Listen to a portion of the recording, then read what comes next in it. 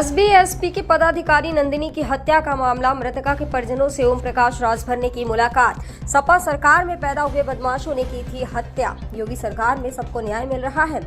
गमछा और कार्यकर्ता का मोबाइल लेने पर बोले ओपी राजभर, फर्रुखाबाद की घटना की मुझे कोई जानकारी नहीं है। फर्रुखाबाद में कौन जिला अध्यक्ष, मुझे इसकी भी कोई जानकारी नहीं है। मंत्री जी, जिस सरकार में आप हैं उसी सरकार में एक हफ्ते में एक ही परिवार की 2 हत्या किया किसने? नामजद कौन हुआ? इस पे ध्यान आपका है? और नीचे कर लीजिए। समाजवादी पार्टी की सरकार में जो सपा की सरकार थी उसे गुंडों की सरकार कहते थे। उसी की सरकार में पैदा हुए ये अपराधी अपराध कर रहे हैं। आखिर में उन्हीं का नाम क्यों आ रहा है? कहीं भी घटनाएं हो रही हैं, आप देवरिया को उठा कर देखिए, उसी का नाम आया। यहाँ भी घटना में दोनों बार के एफआईआर उठा के पढ़िए, क्यों आ रहा है?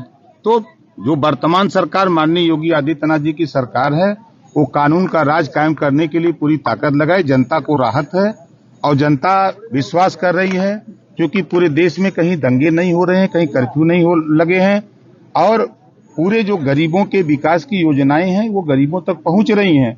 इस बात को लेकर के आपके इस खलीलाबाद में कुछ ऐसे शरारती तत्व हैं जो गरीबों को शराब पिला करके नशे में ले जा करके बैनामा करा लेते हैं और करा करके जब वो होश होता पैसा मांगने जाता है तो उसको डरवा धमका करके या तो उसको विवश करते हैं, वो अब जाकर के कहीं हत्या कर लेता है या वो खुद मारते हैं।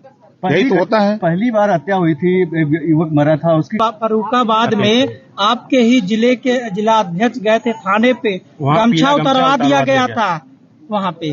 क्या कहना चाहेंगे? नहीं, ऐसी कोई मुझे जानकारी नहीं। आपके जिला अध्यक्ष का बयान है। अभी ऐसी कोई जानकारी नहीं। फर्रुखाबाद में कौन जिला अध्यक्ष है मुझे ये भी नहीं जानता। क्या मानते हैं संत कबीरनगर में लॉ एंड ऑर्डर फेल है?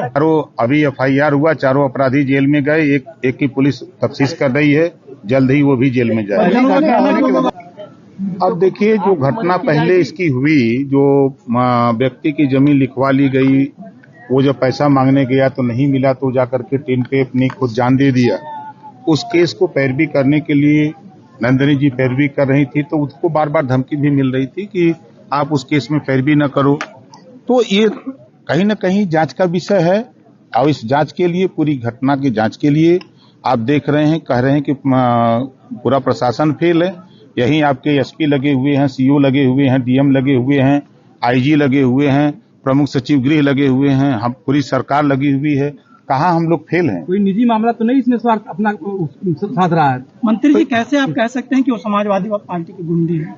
क्या नाम है? एक जाति के लोग अपराधी में 2 बार एफआईआर क्यों?